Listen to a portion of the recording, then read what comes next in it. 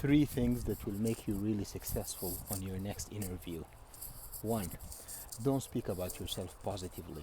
Avoid saying, I'm creative, I'm organized, so and so. Avoid saying that on an interview, and avoid saying that on your and avoid writing that on your resume. So just avoid speaking positively about yourself. It's not a good idea.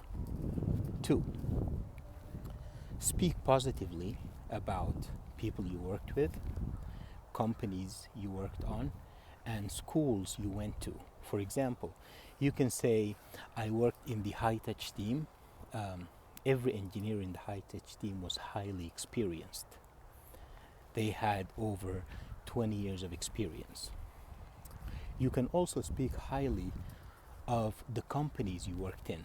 For example, you can say, I worked at Level 3. Level 3 is the largest ISP worldwide.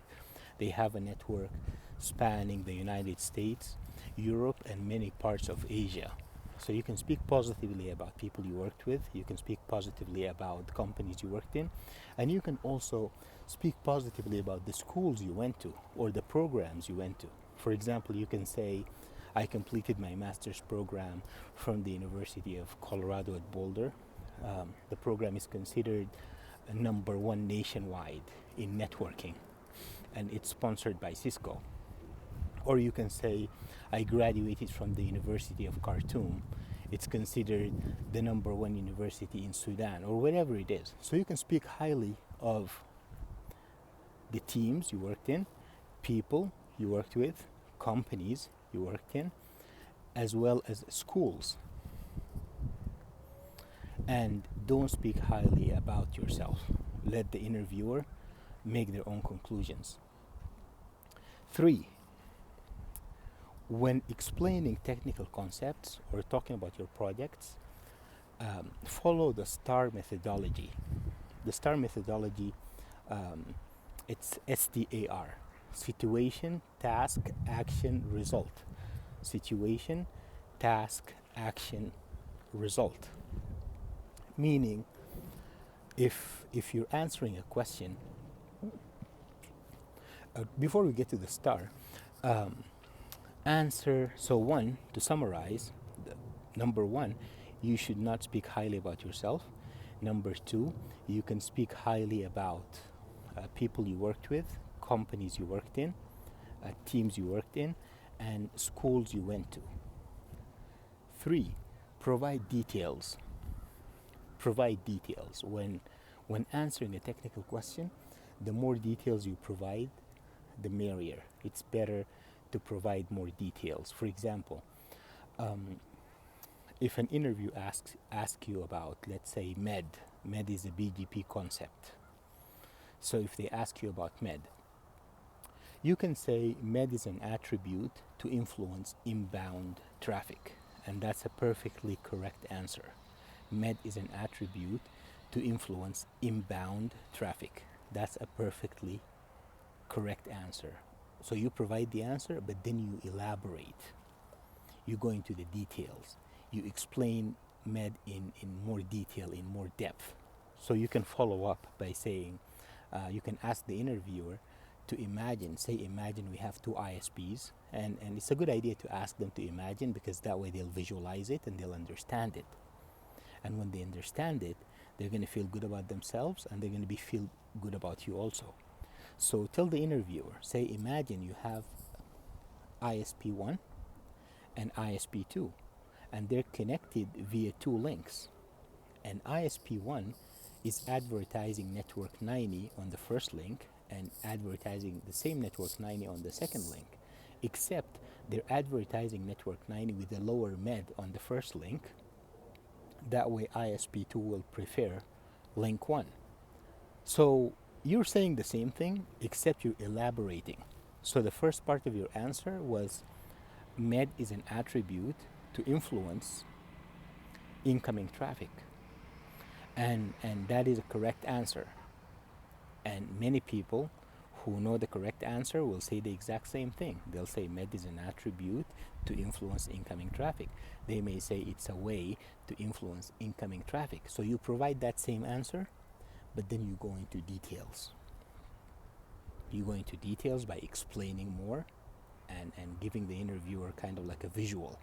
So by saying, imagine you have two ISPs, ISP1 on top, ISP2 at the bottom, they're connected via two links. ISP1 is advertising network 90 on link 1 with MED 10 and advertising the same network 90 on link 2 with a MED of 20. So ISP2 will prefer the lower MED. So you're saying the same thing, except you're providing more details. Another example, let's say an interviewer asks you about the three-way handshake. That's a very common interview question, three-way handshake. The correct answer is, there's three messages, sin, ak, and ak. You can say that, but it's best to elaborate. So provide the answer, tell them the three-way handshake is sin, ak, ak, but then provide more details.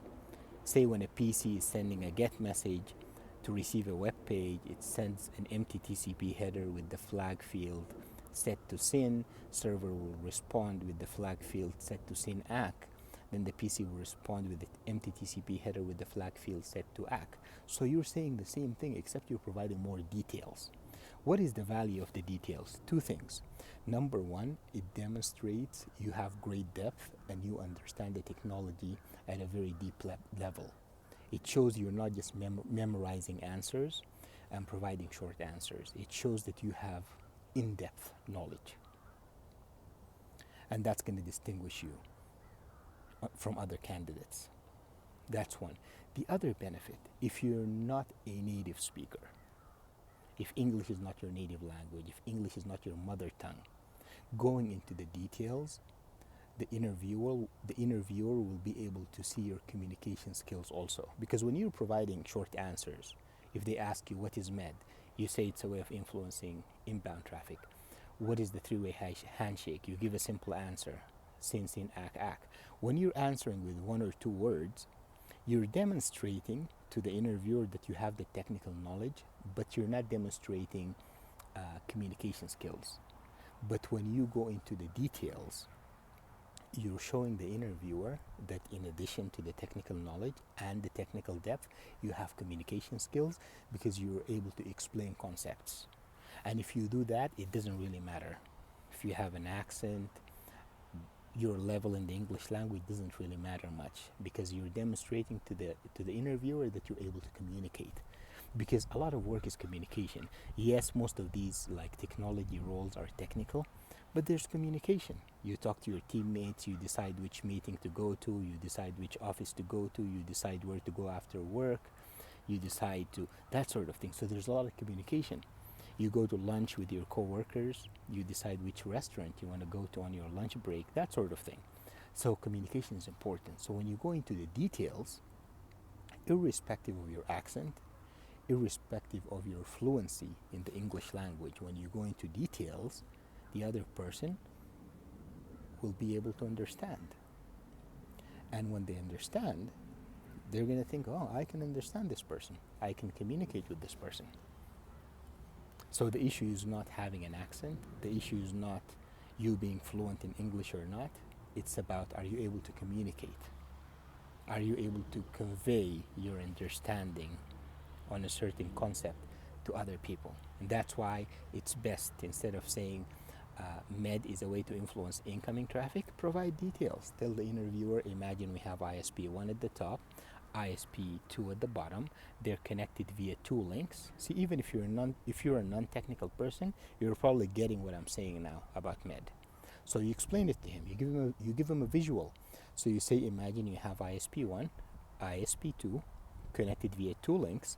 ISP1 is advertising network 90 on link 1 with MED 10 and advertising network 90 on link 2 with a MED of 20. So ISP2 will prefer the lower MED. That way the incoming traffic will come through the first link. So you're saying the very same thing you said initially, that MED is a way to influence incoming traffic, except you provided a lot more detail and the other person will understand. So one was not speaking positively about yourself. Let the interviewer make their own conclusions, and most likely they're going to be positive conclusions. They're going to be great conclusions. 2, speak highly of companies, teams you worked in, schools you went to. 3, when providing an answer to a technical question, give the right answer in 2-3 words, but then go on explaining it in details. 4, when you're asked to talk about a project you worked on, follow the STAR methodology. STAR methodology is STAR, STAR, situation, task, action, result. So when they ask you, tell me about a project you worked on, you don't just say, you don't give them a brief answer.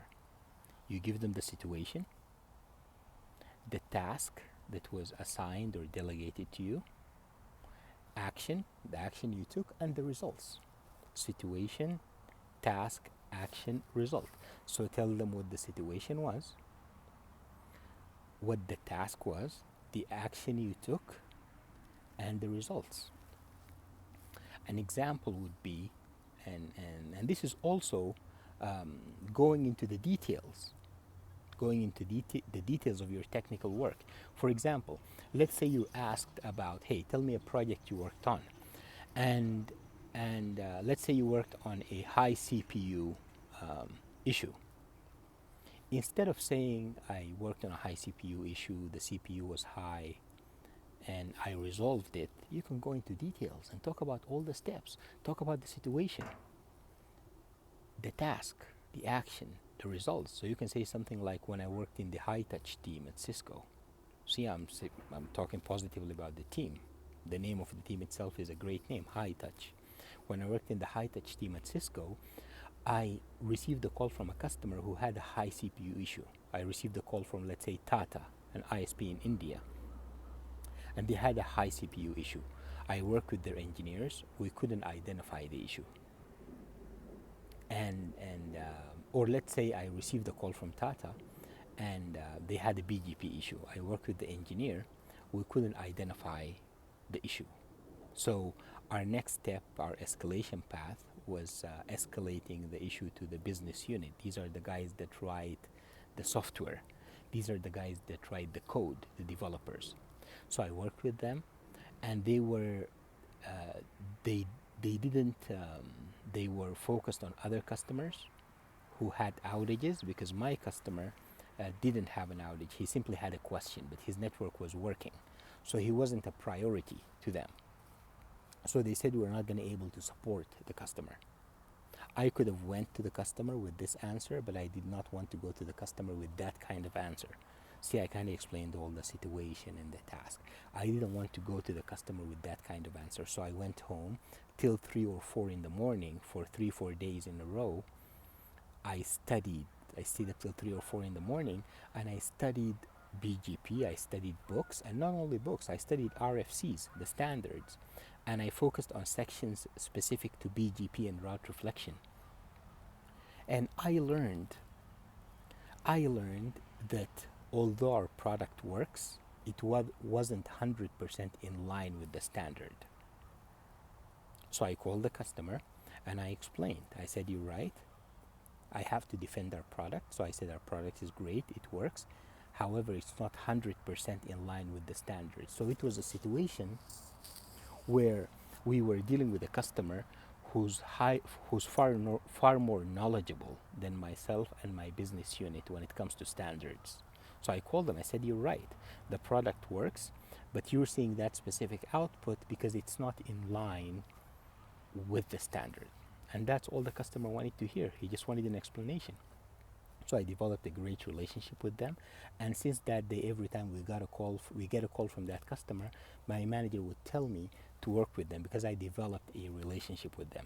So that's telling a project with the STAR methodology: situation, task, action, results. As you see, I've been talking about that one project for 10 minutes, and that's a significant part of the interview. The whole interview may be 40 minutes, but then I just spent a few minutes just talking about that one project. And the people who I worked with on our interview preparation sessions, I actually prepare these stories for them. So you're going to be ready with the story. So another example would be, let's say you worked on a high CPU issue. Instead of saying, I worked on a high CPU issue and I resolved the issue. Provide details. When I was at company so and so, we got a call from this customer and they were seeing high CPU on the router. I issued the command show proc CPU. It showed 1% and 99%, which means the high CPU wasn't related to process, it was related to interrupt. So I looked at all the interfaces. I identified that gigabit Ethernet 01 is had drops.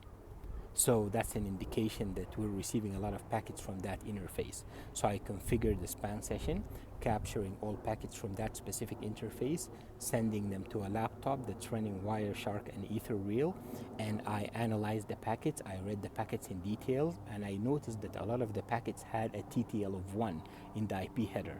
I researched that observation on Google, and I learned that packets with TTL of 1 are not processed at the hardware. They're punted, they're sent to the CPU for processing. That's why they drive up the CPU. So I called the customer and I said, hey, we're receiving a lot of traffic that are software switched, that are being sent to the CPU, and that's why the CPU is high on your device. And I told them, because I looked at Wireshark and I was able to read the source IP of all these packets, they were coming from a specific server. So I told the customer they're coming from server 10.1.1.1. So they decommissioned the server or they reconfigured the server, and that resolved the issue. See, instead of saying I solved the high CPU issue, I spent 5-10 minutes of the interview explaining how I solved it. And that, my friend, is how you get a job.